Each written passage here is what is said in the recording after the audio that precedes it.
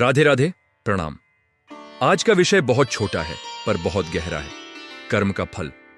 मैं आपसे पूछता हूं, आप सुबह उठते हैं, नहाते हैं, पूजा करते हैं, दिया जलाते हैं, फिर ऑफिस जाते हैं, मेहनत करते हैं, बच्चों को पढ़ाते हैं, माँ बाप की सेवा करते हैं, रात को सोते हैं, सुबह फिर वही। पर मन में एक सवाल तो आता है ना, ये सब करने से मिलेगा क्या? कोई कहता है करो फल मिलेगा, कोई कहता है फल की चिंता मत करो, कोई कहता है जन्मों का लेखा जोखा है। आज हम बात करेंगे कर्म का फल क्या है, कब मिलता है और क्यों कभी कभी नहीं मिलता। गीता क्या कहती है, भागवत क्या कहती है, रामायण में इसका क्या उदाहरण है। चलिए सबसे पहले समझते हैं कर्म है क्या।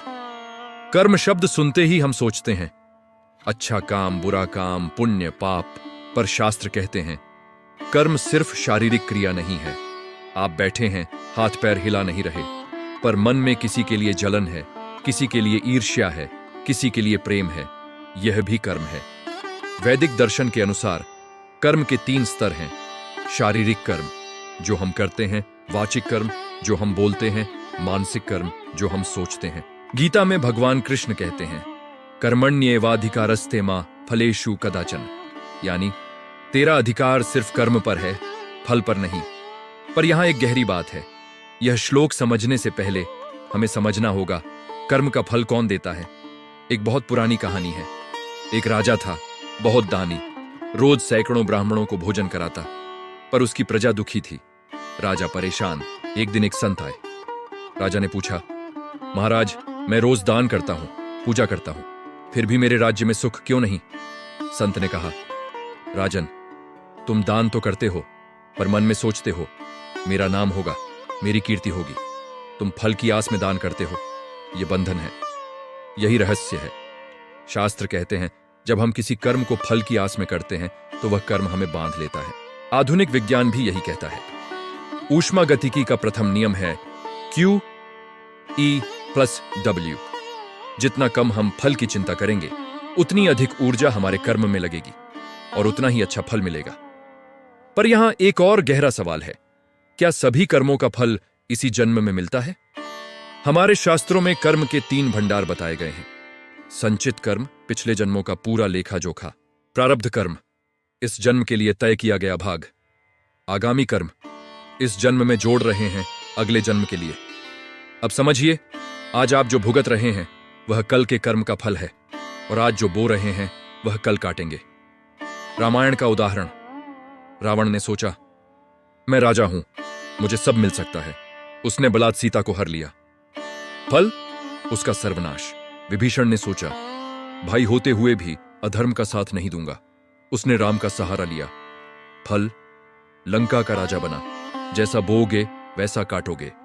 अब आते हैं गीता के सबसे गूढ़ रहस्य पर। श्री कृष्ण कहते हैं त्यक्त्वा कर्मफलासंगम नित्य तृप्तो निराश्रया, यानी कर्मफल के असंग को त्याग कर हमेशा संतुष्ट और निराश्रय रहो। पर इसका मतलब यह नहीं कि हम कर्म ही न करें। यहां एक बड़ी गलतफहमी है।